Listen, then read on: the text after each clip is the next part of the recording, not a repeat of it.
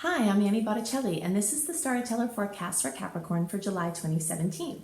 Go to my website, anniehelpsyou.com, check out my blog, and if you would love to be an astrologer or a coach as your profession, click on Work With Me on my website and check out my courses, which may still have some slots available. So what's going on in the month of July? We've got the rumblings of the eclipses that are coming in August. We can often feel eclipse changes coming or get eclipse news 4 to 6 weeks before the eclipses actually come. So July is hot time for many changes afoot. You will feel it before you see it, very likely, and then and you might actually start to see it in this month. We also have a lot of other things to talk about this month. First, I'll talk about some highlights for Capricorn specifically, and then we'll talk about the general transits, including more information about the eclipses and maximizing the open periods of time that we have between now and the beginning of 2018 before this giant wall of retrogrades that we have coming as 2018 approaches.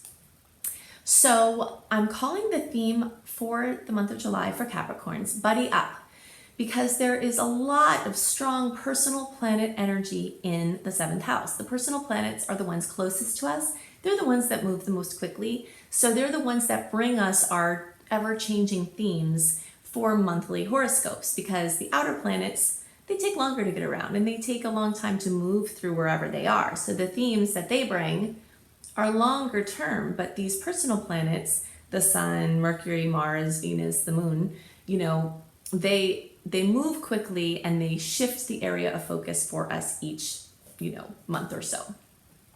So the 7th house is being strongly focused on for early, middle, and late degree Capricorn placements. The 7th house is about creating win-win circumstances. That doesn't always turn out to be the experience of them, but that's the higher vibrational potential of them.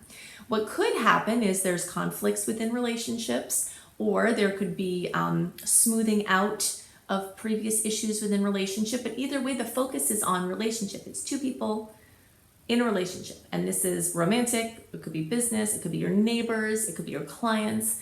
It doesn't matter. It's the point of coming together with someone for a greater goal, to create synergy, not to create arguments.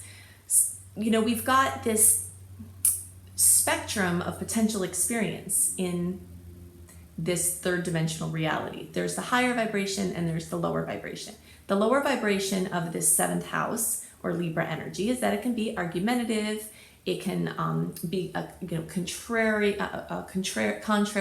It can, whatever you say, it goes against it. It's like this energy of pushing and pulling and debating and going back and forth. That's a lower vibration of it. The higher vibration of it is each party really hears the other person and what they're trying to accomplish, and the mind frame is set for how can everybody win? How can we reach all of our goals? And how can we do this in the most efficient and productive way? So the buddying up, is kind of, this theme is telling us, if you're trying to go at something alone, which Capricorn energy can tend to do, then partnerships or having help or asking for help or helping someone else or connecting with people is going to bring you lots of answers this month. And then, of course, really evaluating how you're coming at your relationships can be very eye-opening, because it's easy to blame another person if they're unreasonable, but we have to be responsible for the energy we're bringing, both with our program. People have to treat us the way we are imprinted to be treated.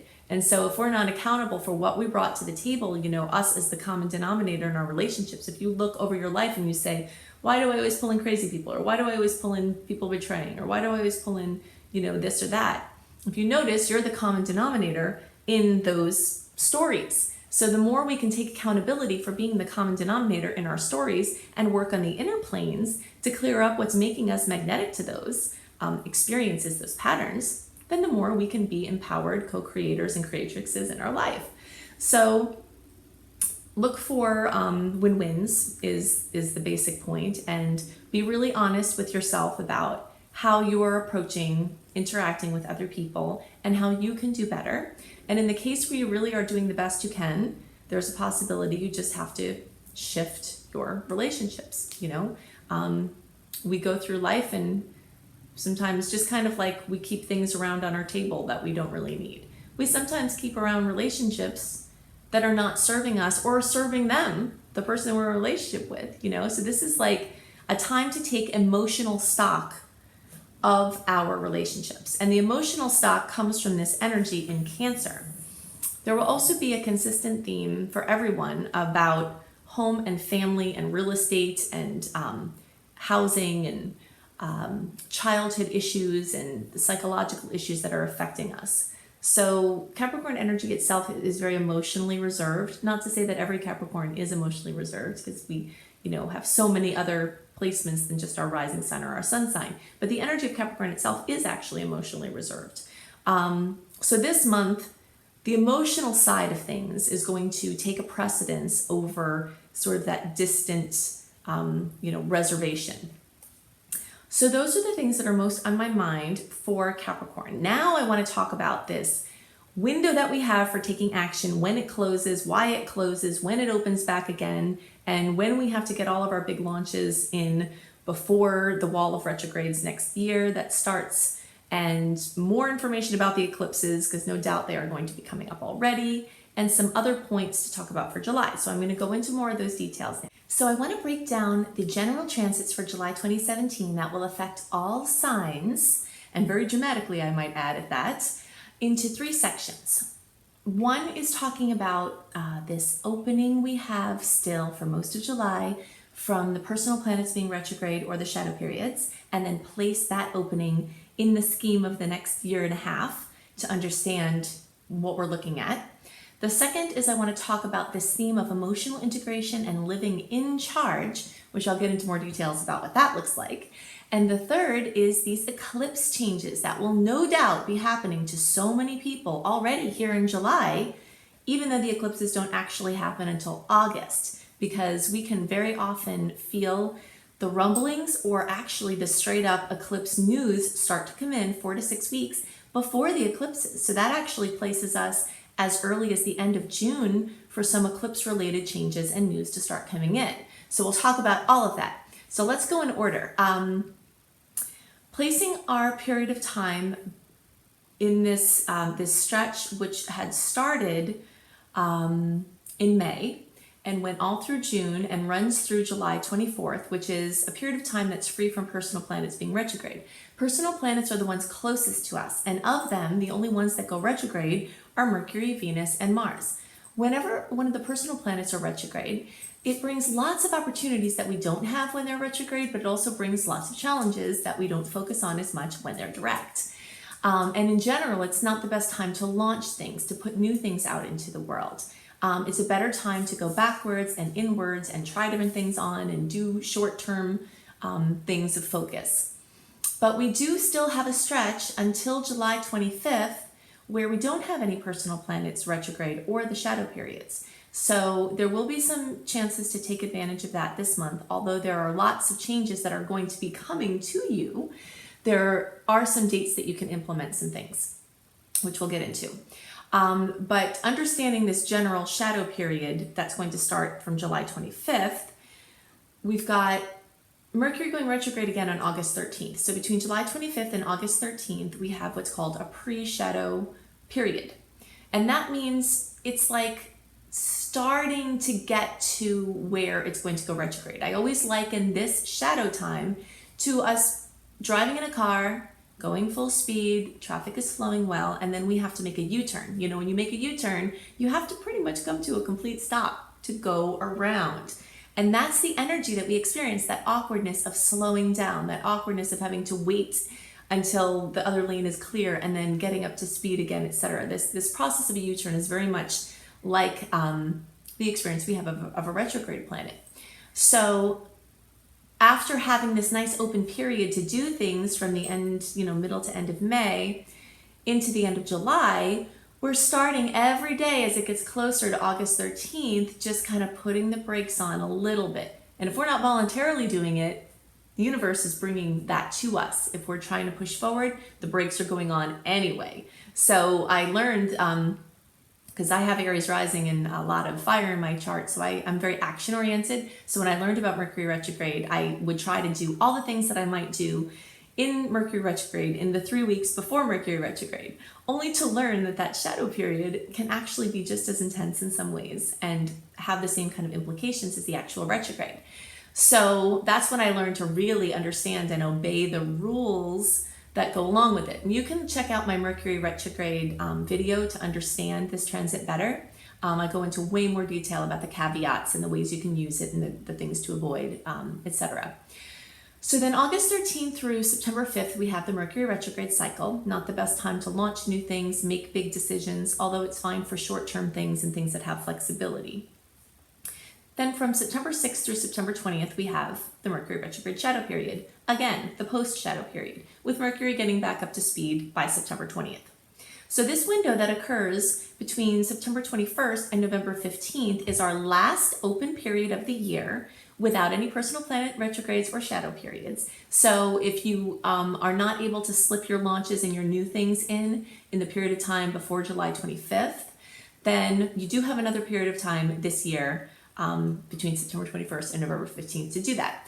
But if you've got some big plans brewing that are not quite ready to bring out yet, you might want to light a fire under your butt to do it, because next year we've got a year of personal planet retrogrades again, similar to this year, but actually more intense, because from January 12th through March 7th of 2018, and then a short little like 5 days or so in May of 2018, are the only times of 2018 that we don't have a personal planet retrograde, because we'll have multiple Mercury retrogrades in 2018, we'll have a Venus retrograde at the end of the year, we'll have a Mars retrograde that dominates a good portion of the year with its shadow periods, etc. So if you are trying to push things into motion, then you really want to take advantage of these opportunities to launch things. It's fine for business as usual, but things tend to slow down. So if you're feeling a little lazy and procrastinating, then knowing that this wall of retrogrades is coming starting March of 2018, so you want to take advantage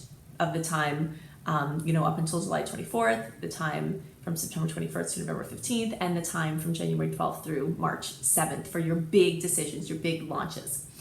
Okay, so there are quite a few challenging spots this month, but I always think that the challenging spots are what help us build character. They're what help us push through issues. They're what help us find those hidden blocks and that are stopping us from living in our fullest. If everything is going really well and going smoothly, we're not always as inclined to do the inner and outer work that we need to do to push through the things that are keeping us within the matrix. So when you have a month like this month that is just full of challenged aspects, especially with personal planets in the sign of Cancer, because Cancer is an emotional energy. It's about home and family, and no doubt there will be lots of themes involving home and family, homes, real estate, going to see family, family coming to see you, family issues, family opportunities. It's just going to be very much about home and family. But there's a lot of challenging aspects with these personal planets in specifically Mercury, the Sun, and Mars in Cancer, conflicting with these other planets that are bringing, it's bringing up weak spots in your identity and yourself and your communication and your creative faculties and how you use your energy and the male sides of each person, the action-oriented sides of each person. So challenges will come and opportunities will come to clear up, to see and to strengthen those weak spots. There are also quite a few challenge points with Venus in Gemini. So that's going to make for a lot of wishy-washiness. Venus rules love and beauty and money. So anything involving love and beauty and money, you're probably going to be flip-flopping back and forth, back and forth. So even though we technically have an open window to make decisions from the retrogrades, there are so many challenged planets that I don't love July as much for trying to push things forward unless things feel good, they're rolling, and you're okay and you're certain, then that's fine. That's why I like that window in June, especially the first 3 weeks of June, if you're listening to this early, for pushing things through, because once you get into July, there's just a lot of emotion. There's a lot of wishy-washiness. There's a lot of, weak spots being, poked at. And that's not always the best place to try to make big decisions from. So we've got this all over the place energy of Venus, so money stuff, things with your romantic life, just kind of being all over the place, whatever that winds up looking like for you. Now within all of that, we've got amazing aspects all throughout the month as well, interspersed with these challenged aspects. You can, when you sign up for my free email newsletter, if you go to anniehelpsyou.com and sign up for my free email newsletter, I write a monthly report with more details about the dates and the aspect and the the possible implications of those aspects. I write a detailed astrological write-up that I send you out a month before the month that it's current for, so that you can get more detail than I can always, I can't always go into all of that detail in the horoscopes, but you can pick up and supplement these videos with that newsletter at anniehelpsyou.com. But I will give you a couple of highlights of the month. We've got if you've got to do something important, I really love July 18th and July 19th. There's some really great, a series of great aspects there that are not as interrupted in those couple of days by the challenges that are, before and after them. So that's my favorite window if you have to make a decision or push a last minute launch through.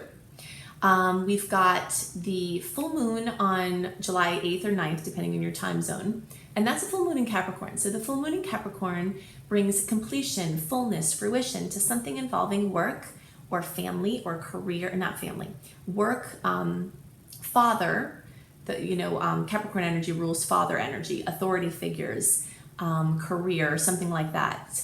So many people will become recognized for things. This could be a great recognition moon. There are some aspects with Pluto and Mars that could leave you feeling a little bit challenged and helpless, but then there's a nice aspect with Neptune that can bring a transcendental or intuitive upliftment from the situation. But either way, there's still just as much opportunity for a positive outcome from this full moon, but there are going to be some challenges that come along with it. We also have a new moon in Leo. Now this is the first of 2 new moons in Leo.